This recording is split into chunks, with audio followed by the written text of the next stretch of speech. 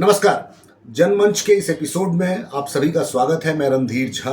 आज जिस मुद्दे पर बात करने वाला हूं उसका नाम है GST reform, goods and services tax, जो कि भारत में 2014 के बाद लागू किया गया था एकल कर प्रणाली के अंतर्गत, जिसमें सिर्फ एक टैक्स रहेगा और जो बहुत अलग अलग स्टेट्स के वैट होते थे, सेल्स टैक्स होता था, उस सबको क्लब करके हटा करके एक सिंगल टैक्स लाया गया जीएसटी। जीएसटी में जो स्लैब्स बनाए गए वो स्लैब्स थे 5%, 12%, 18%, 28%, यानी कि कुल 4 स्लैब्स बनाए गए थे। और इन 4 स्लैब्स को मिला करके जो जो जो मतलब हम अगर आप देखेंगे तो बहुत सारे ऐसे जनोपयोगी सामान था जो कि 18% में था, सर्विसेज में 28% में चले गए थे, सर्विस टैक्स में। तो ये जो कर था ये लोगों पर एक भार था। इस पे रिफॉर्म की चर्चा बहुत दिन से हो रही थी। नेता प्रतिपक्ष ने, जो फिलहाल नेता प्रतिपक्ष हैं, उन्होंने 2016-17 में कहा था कि अगर हमने जीएसटी लागू किया है तो ये एक सरल टैक्स होना चाहिए जिसमें 1 या 2 स्लैब ही हो, 5% हो, 12% हो, 18% हो, जो भी हो, वो 2 स्लैब से अधिक ना हो। लेकिन हमने 4 स्लैब्स लागू किए और बहुत सारे एजुकेशनल गुड्स, पढ़ाई लिखाई के सामान, एग्रीकल्चरल प्रोडक्ट, हर चीज़ को हमने डाल दिया था जीएसटी में, जिसके चलते जब टैक्स बढ़ेगा तो सामान की कीमत बढ़ेगी और सामान की कीमत महंगी होगी तो लोगों की जो परचेज कैपेसिटी होगी वो कम होगी, जो क्रय क्षमता होगी वो थोड़ी सी कम होगी। हम जो पिछले अर्थव्यवस्था में जो सबसे बड़ा संकट देख रहे हैं वो 2 प्रोन है। एक है कि कंजम्पशन कम हो रहा है। कंजम्पशन अगर कम होगा, लोग अगर कम सामान खरीदेंगे तो क्योंकि उनके पास पैसे कम हैं, तो कम सामान खरीदेंगे तो फिर कम प्रोड्यूस होगा, और कम अगर प्रोड्यूस होगा तो मैन्युफैक्चरिंग कम होगा, सामान बनाए कम जाएंगे और उससे फिर रोजगार कम क्रिएट होगा। तो एक है कि कंजम्पशन स्लो, और दूसरा कि सेविंग भी स्लो है। सेविंग दर, जो बचत का जो दर है वो भी पिछले 20-25 सालों में सबसे कम अभी अब हम चल रहे हैं। और उसका जो एक कारण है वो यही है कि क्योंकि सभी सामान बहुत महंगे हैं, लोगों की जो कमाई है उसका एक बहुत बड़ा हिस्सा चला जाता है परचेजेस में। जो एसेंशियल परचेज है, जो डे टू डे लाइवलीहुड के लिए जो परचेज है, उसमें चला जाता है। तो ये थोड़ा सा मतलब एक ऐसा क्षेत्र था जिसपे कि बहुत तरह के लोगों की बातें थी। अब जरा कर प्रणाली को समझें कि आइडियली जो जीएसटी या कोई भी अप्रत्यक्ष, इसको हम इनडायरेक्ट टैक्स कहते हैं, अप्रत्यक्ष कर कहते हैं, जो भी अप्रत्यक्ष कर होता है उसको दुनिया भर में रिग्रेसिव टैक्स कहा गया है। क्योंकि कर एसेंशियली देना किस पर है? कर उस पर देना है जो आपकी कमाई है, जो आप कमाते हैं, जो आप अर्न करते हैं, उसका एक हिस्सा सरकार को देते हैं। So that is called tax. लेकिन फिर है कि टैक्स में अब इनडायरेक्ट टैक्स और डायरेक्ट टैक्स। कमाई अब है कि हम हर खर्च पर भी सरकार को पैसे देते हैं। हर सामान जो हम खरीदते हैं उसमें उसका एक हिस्सा सरकार को जाता है। अब जीएसटी जो लागू था, जो एक तो बहुत बड़ा सुधार हुआ, जीएसटी लागू होना ही अपने आप में एक बहुत बड़ी बात थी। लेकिन जीएसटी में हमारा थोड़ा सा कॉम्प्लिकेटेड जीएसटी था, इसको फिल करने का, और इसके जो दर थी वो लोगों को राहत बन के आया नहीं। ये थोड़ा सा मतलब ज़्यादा महंगा ही हो गया सामान, जीएसटी लागू होने के बाद घटा नहीं। तो ये जो बहुप्रतीक्षित रिफॉर्म था ये बहुत ही मतलब ज़रूरी था। अब टैक्स को समझे। मैंने बोला एक डायरेक्ट टैक्स होता है जो हम कमाते हैं और देते हैं, और एक इनडायरेक्ट टैक्स होता है। तो डायरेक्ट टैक्स उस पर भार पड़ता है जो कमा रहा है, तो जो जितना कमा रहा है वो उतना दे रहा है।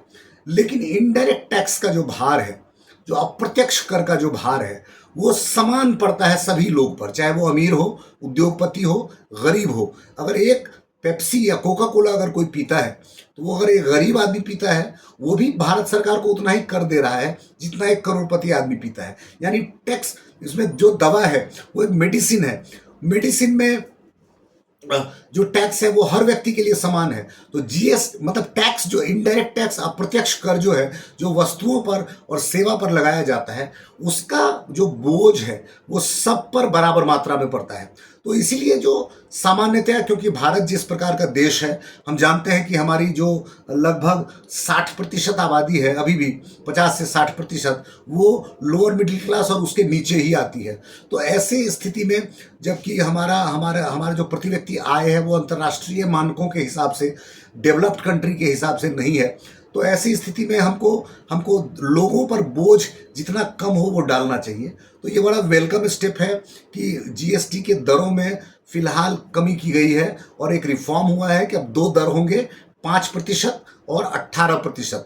28% के कैटेगरी में जो भी सामान था वो सब 18 में आ जाएगा और बहुत सारे जो 5% थे वो शून्य में आ जाएंगे। जैसे मैंने सुना कि एग्रीकल्चरल प्रोडक्ट्स जो हैं बहुत सारे वो शून्य में आ जाएंगे। शिक्षा के क्षेत्र में मतलब हम शार्पनर पे भी सरकार टैक्स ले रही थी, तो वो जो 5% था वो शून्य पे आ जाएगा। तो एजुकेशन में टैक्स में थोड़ा सा मतलब लोगों की शिक्षा में राहत मिली है।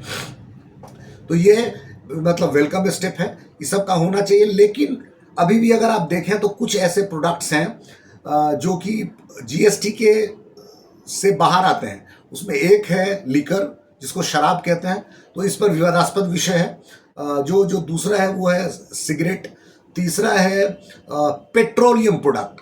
तो सिगरेट और शराब जो है वो तो चलिए ठीक है, उसको जीएसटी से बाहर रखिए, जो चाहे जितना जैसे कर ले, वो महंगा बिके, कोई दिक्कत नहीं है, क्योंकि वो मतलब थोड़ा सा मतलब ऐसा निगेटिव प्रोडक्ट है। लेकिन पेट्रोलियम प्रोडक्ट जो है उसको भी जीएसटी में आना चाहिए। उसका अभी अगर हम देखते हैं तो जो क्रूड ऑयल का प्राइस है वो अंतर्राष्ट्रीय स्तर पर अभी भी वो नहीं है जो 2014 के पहले था। 2014 में लगभग $117 का बैरल आता था। वो अभी जबकि महंगा भी हो जाता है तो हम 65 से 70 बैरल $US पर बैरल ले रहे हैं। और क्योंकि हम 30% ऑयल जो है हम रशिया से भी इंपोर्ट कर रहे हैं, तो हमारा जो कच्चे तेल की जो कीमत है वो बहुत कम हो गई है। लेकिन इसके बावजूद जो लोग हैं, लोगों पर जो भार है वो ज़्यादा ही है, कम नहीं हुआ है। इसका कारण ये है कि हमने टैक्स को बहुत ऊपर कर रखा है। इसमें जो भारत सरकार का जो सेल्स जो एक्साइज टैक्स है वो ज़्यादा है। उसके बाद राज्य सरकारों को छूट है कि वो प्रोडक्ट पे अलग अलग पेट्रोलियम प्रोडक्ट पे वैट लगाती हैं। तो इस दोनों प्रोडक्ट को अगर आप जोड़ देते हैं तो पाते हैं कि जो जो जो वस्तु का जो मूल्य है, जो पेट्रोल रिफाइन होने के बाद जो इसकी जितनी उसकी कीमत होनी चाहिए उससे बहुत ज़्यादा सरकार ले रही है। मतलब कंपनी जितना मुनाफा नहीं कमा रही, जितना उस वस्तु का दाम नहीं है, उससे दोगुना हम कर के रूप में दे रहे हैं। तो ये जो पेट्रोलियम प्रोडक्ट है, इस पर अगर इसको भी अगर जीएसटी के दायरे में लाया जाता है, 18% के दायरे में लाया जाता है, तो आज जो 108 रुपये का तेल बिक रहा है वो हम देखेंगे कि 60, 65, 70 के आसपास आ जाएगा। और ये बहुत बड़ी राहत होगी भारत के लोगों के लिए। तो अगला जो रिफॉर्म है वो पेट्रोलियम प्रोडक्ट को जीएसटी में इंक्लूड करने का होना चाहिए। इसमें थोड़ी सी जीएसटी काउंसिल जो है वो सिर्फ केंद्र सरकार नहीं चलाती, बल्कि राज्य जो विभिन्न राज्य सरकारें हैं उसकी भी वित्त मंत्रालय है। राज्य सरकार की अपनी समस्या है कि उसके पास रेवेन्यू कम है, उसके पैसे कम है, तो वो कहाँ से रेवेन्यू लाएंगे, तो पेट्रोल से लेते हैं। लेकिन अल्टीमेटली जो भार पड़ता है वो लास्ट माइल अंतिम आदमी पर पड़ता है, जो गरीब आदमी है उस पर पड़ता है। क्योंकि पेट्रोलियम प्रोडक्ट महंगा है तो हर प्रोडक्ट में तो ट्रांसपोर्टेशन कॉस्ट ज़्यादा होगा, तो जो सामान है उसकी कीमत ज़्यादा होगी। तो जीएसटी में एक रिफॉर्म हुआ स्लैब कट का, स्वागत योग्य कदम है। जनमंच इसका स्वागत करता है क्योंकि ये जन के उपकार की चीज़ है, जन के हित की बात है। और जो दूसरा रिफॉर्म जिसको हम एंटिसिपेट कर रहे हैं वो है पेट्रोलियम प्रोडक्ट्स को जीएसटी में शामिल करना, जिससे कि जो जो जो जो बहुत सारे अलग अलग स्टेट में अलग अलग कीमत है पेट्रोलियम प्रोडक्ट का वो कम होगा और ट्रांसपोर्टेशन कॉस्ट कम होगा। तो जीएसटी कम होने, जो प्रोडक्ट पर जो डायरेक्ट जीएसटी है वो कम होने के बाद पेट्रोलियम का ट्रांसपोर्टेशन कॉस्ट भी कम होगा, तो और जो महंगाई है वो नीचे जाएगी। तो ये स्वागत योग्य कदम है।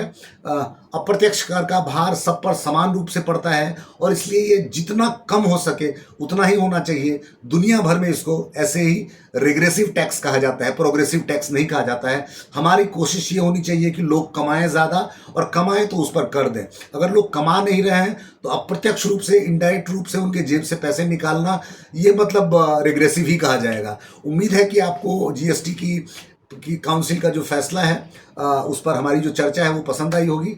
आप अपना कमेंट दे सकते हैं, फीडबैक दे सकते हैं और जनमंच के चैनल को सब्सक्राइब करिए, बेल आइकॉन दबाइए और बताइए कि हम कौन से टॉपिक पर जो जनता के सरोकार के टॉपिक हैं उस पर हम बात करें, उसके बारे में थोड़ा सा रिसर्च करें। हम जो भी बात करते हैं वो रिसर्च से ही निकलता है, वो कुछ पढ़ाई करके, कुछ तथ्यों से, कुछ किताबों से, कुछ आंकड़ों से ही निकल के सामने आता है। तो आप सलाह दे सकते हैं, कमेंट में ज़रूर दें। बहुत बहुत धन्यवाद आप सभी लोगों का जनमंच के इस एपिसोड में।